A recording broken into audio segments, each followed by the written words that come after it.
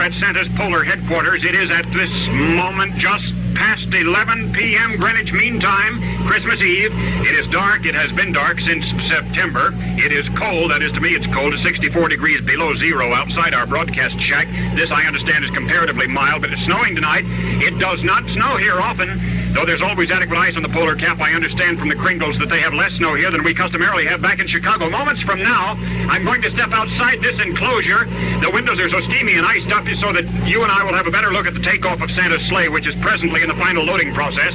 In the interim, and in behalf of the Hastings Manufacturing Company, which is making this remote origination possible, let me wish for you and for those you love everything that's good for you. And you filling station men back in the United States, take tomorrow off and eat too much and have fun. But before you lock up for tonight, be sure your regular customers have a can of K-Side tune-up in the crankcase, so they'll be sure of a quick start tomorrow. You'll be interested to know our K-Side is good for the little engines, too. The generator, which is making possible this broadcast from the North Pole, is one of a battery of generators which powers Santa's workshop, and I am assured that the lubrication of these engine parts at temperatures as low as 100 degrees below zero is ensured with K-Side additives. How about that?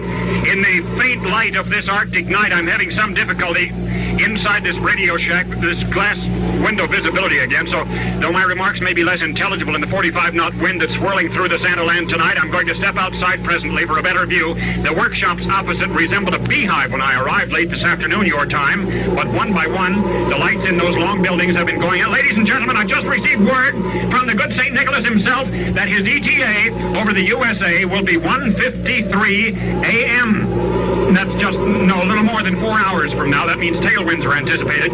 We'd better get out on the loading apron beside the runway. If you can give me a little more mic cord, Dave Cole. Dave is another of the crew to whom we're indebted for absenting themselves from their stateside families this Christmas Eve to make this. By George! Can you still hear me? Commander Bumble. Can you hear? I can see you fellas through the swirling snow, but I'm going to assume that we're on the air. Santa's sleigh is still alongside the loading dock. Helpers are fussing with the 8 reindeer harness. Dunder and Blitzen and Dancer. As previously announced in the States, Rudolph is not going to lead the hitch this year. For the first time in 10 Christmases, Rudolph, whose red nose was a prime navigational aid for several of those years, is lame with a slightly injured fetlock, will stay behind. The newer navigational gear is under the front seat of the great sleigh. Radio contact will be maintained with remote control weather stations on the floating ice islands.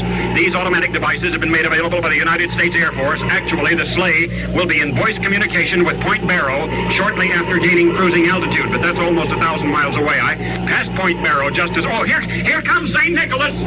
Here in the yellow-lighted doorway of the Kringle residence, he's kissing Mrs. Kringle. He's kissing Mrs. Kringle, and she's smiling. She always worries until he's home safe, she says, but she's smiling. Look at the workshop elves. There must be hundreds. I erroneously indicated moments ago that there was no activity around here when the lights were going out, but the elves are all around the loading platform. Santa's waving and moving toward his sleigh on the steel net runway. It's still snowing slightly. Certainly those of us away from our families must be excused for saying this is a most momentous experience.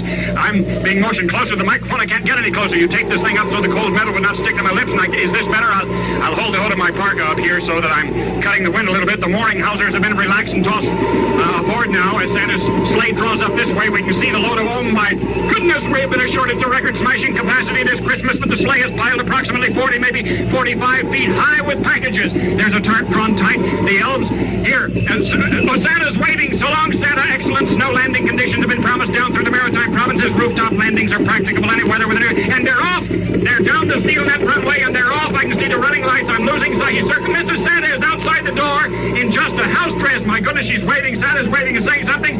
Did you get it? I got it. I got it. Santa, who is now headed your way, had this to say: Merry Christmas to all, and to all, good night.